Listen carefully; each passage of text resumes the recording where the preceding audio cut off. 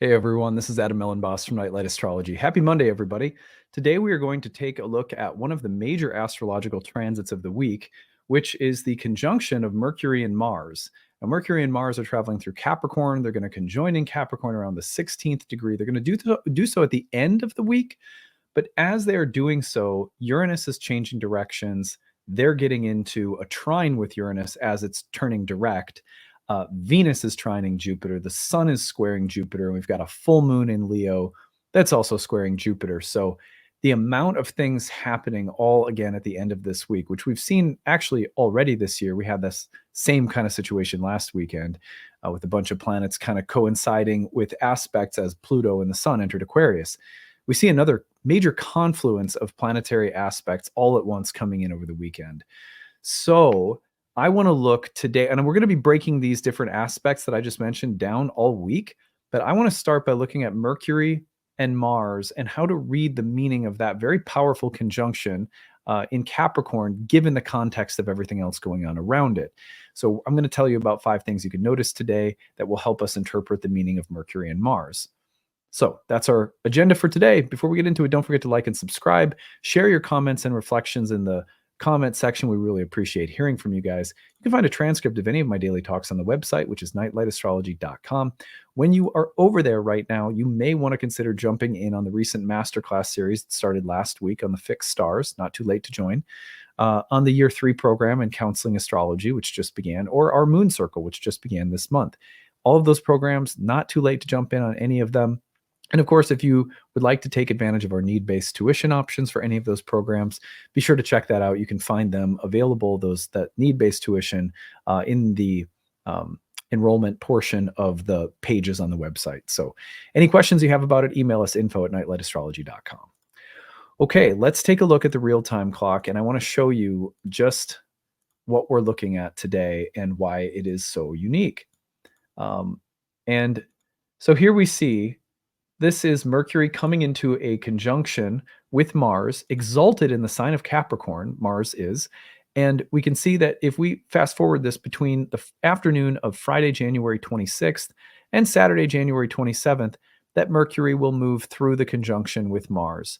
So it's Friday, the 26th into the 27th.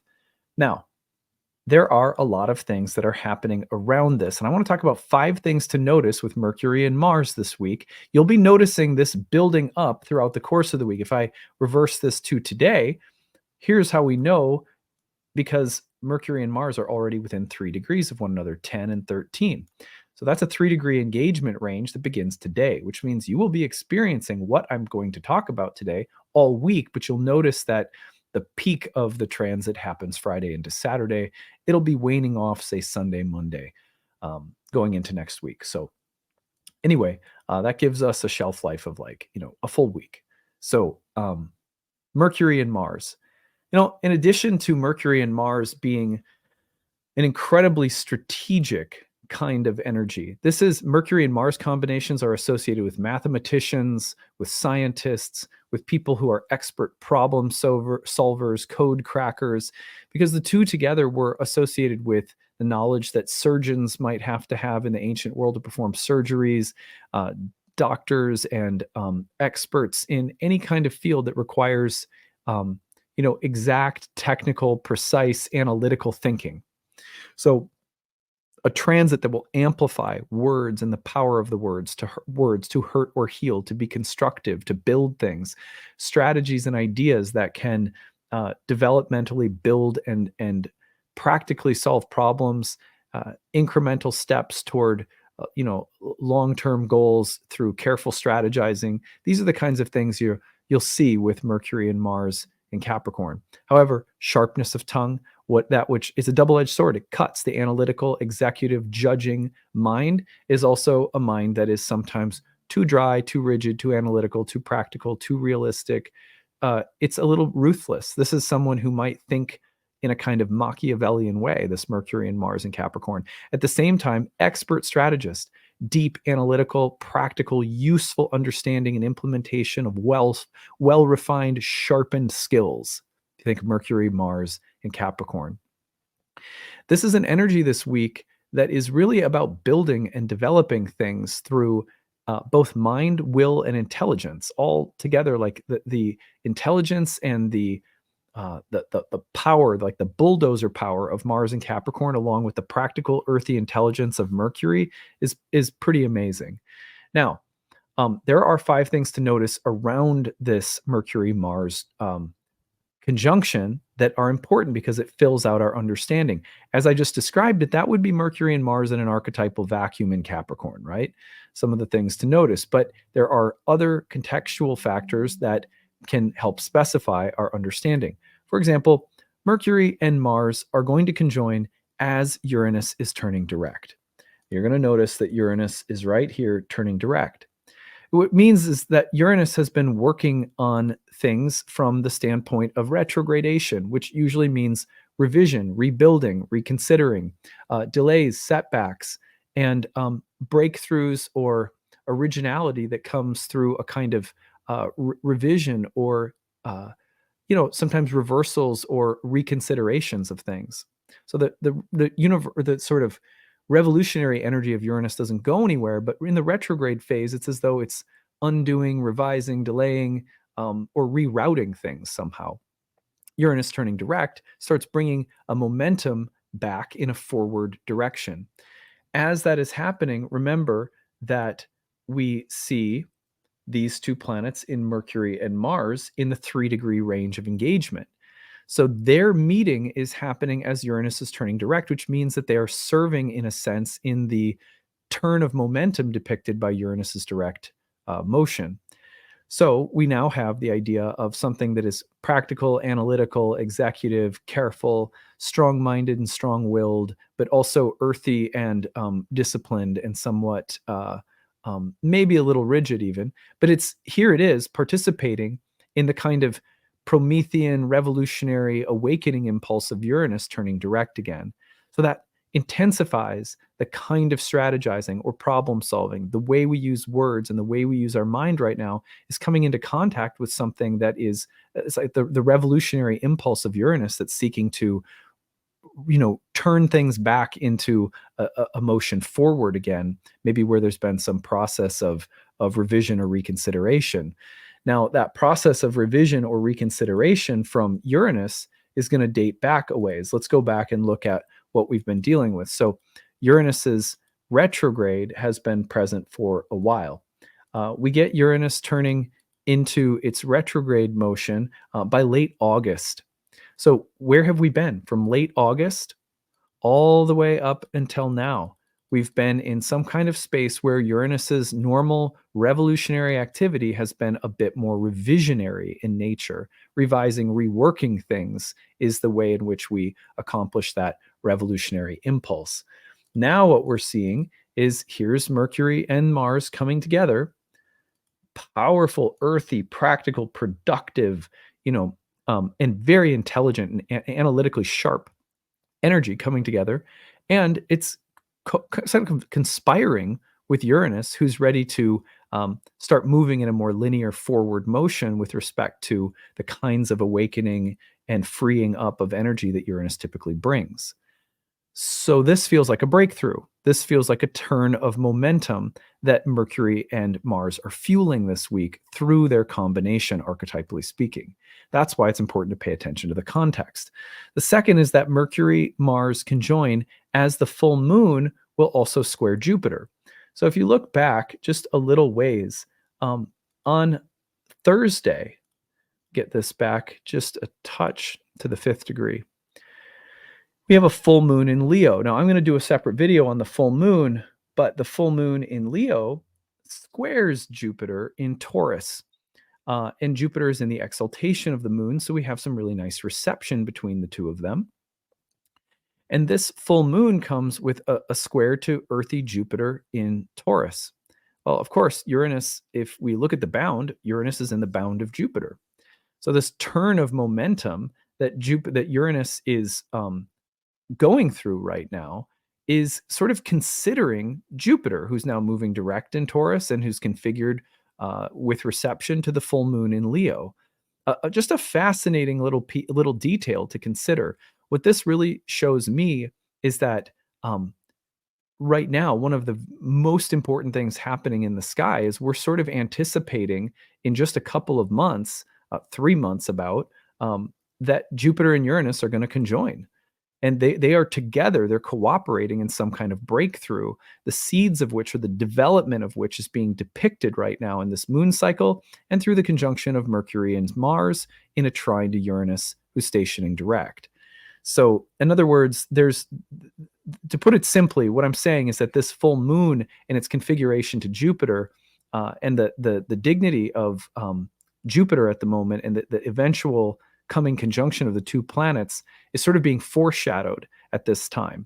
So what that means to me is that the Mercury-Mars conjunction and the sort of the marriage of like analytical mind and willpower and earthy productivity are being wed together with something that it's a kind of breakthrough that's in service of what Jupiter and Uranus are trying to do in Taurus. They are building something beautiful.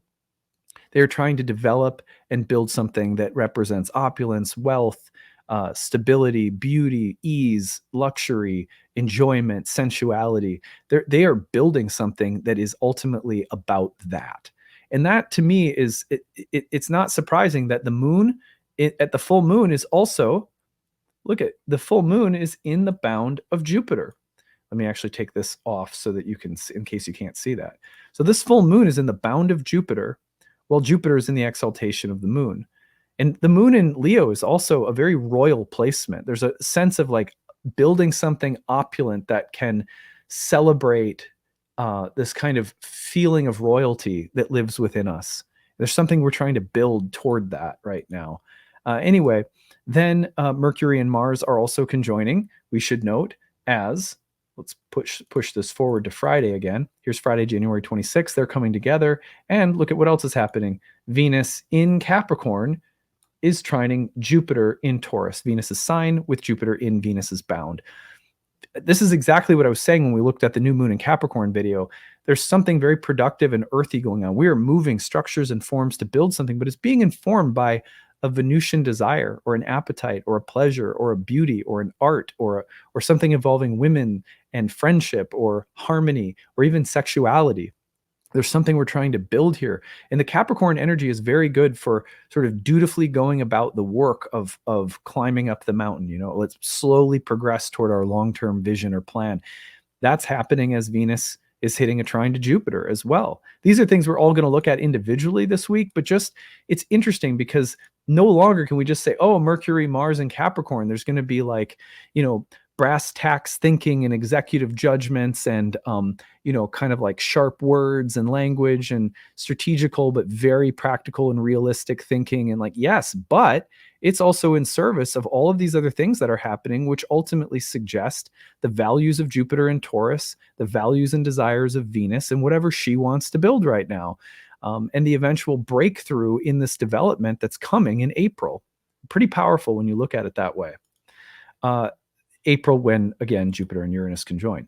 Number 4, Mercury Mars are conjoining as the Sun squares Jupiter. So again, look at the emphasis on Jupiter. Here we are on Friday, and Friday into Saturday, the Sun, of course, is the full moon signature, right? So the Sun will also square Jupiter, and that's another just really profound placement. That happens, by the way, as the Sun crosses into Venus's bound.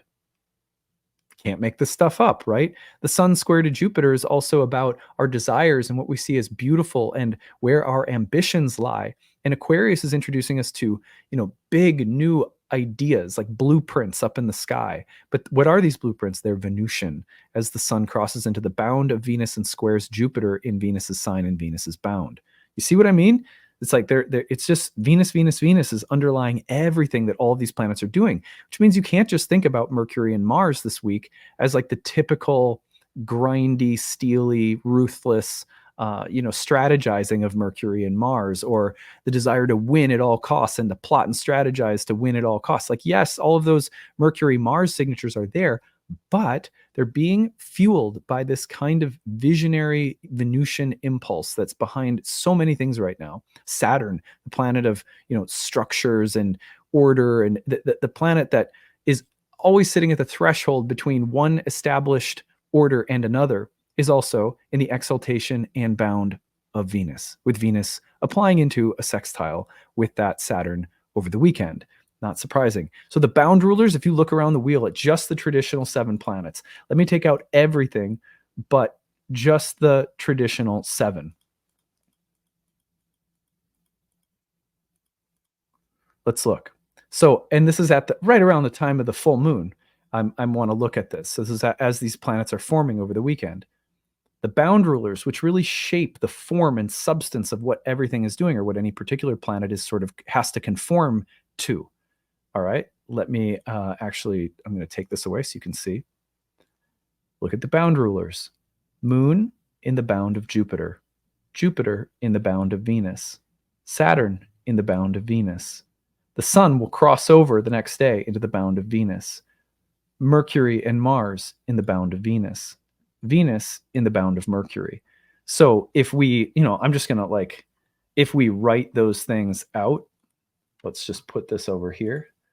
We've got Jupiter, Venus, Venus, Venus, Venus, Mercury.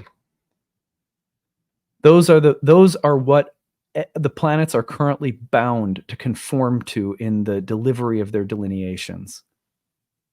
All right, so you can see how the main thing is Jupiter and Venus. And then the secondary thing is just a touch of Mercury. And it's important to note that Mercury, Jupiter, and Venus are all configured to one another by a very productive, harmonious trine, whole sign trine in earth signs right now. The practical development of Venusian desires and visions and dreams and the sort of sensual seeking shape and tangible results through earth. Mercury and Mars coming together with their analytical superpower and their kind of their punch and their mental side, bring those together for the sake of this kind of building project. That's what we're looking at. Or in relation to Venusian topics, whatever they might be, love, relationships, the feminine, and so forth. So I hope that was enjoyable and interesting. And I have been working the bound rulers into my practice a lot more in the past 6 months. So you may have noticed them slowly trickling into the work, because what they do is they really give you a sense of not just what's connecting, but the underlying context that can focus and refine what you're doing. Let me just pull up a tarot card that I would say is a perfect representation of the Mercury. This is what, when I get those bound rulers in my mind, right, I start thinking about, here we go. I start thinking about, okay, what is the very specific kinds of images that come to mind when we use these details of dignities to refine what we're looking at. So for example, Mercury, Mars, and Capricorn, given all of the other dignities and transits happening right now, and that super strong emphasis on Jupiter and Venus in earth signs, 8 of Pentacles. Okay, 8 of Pentacles, you're building something, you're crafting something. He's using metal and it's crafty, and that's very Mercury-Mars, right? It's work, but it's pentacles, it's earth.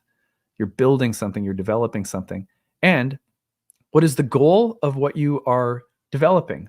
Look at what comes next in the sequence, right? Let's take this up now.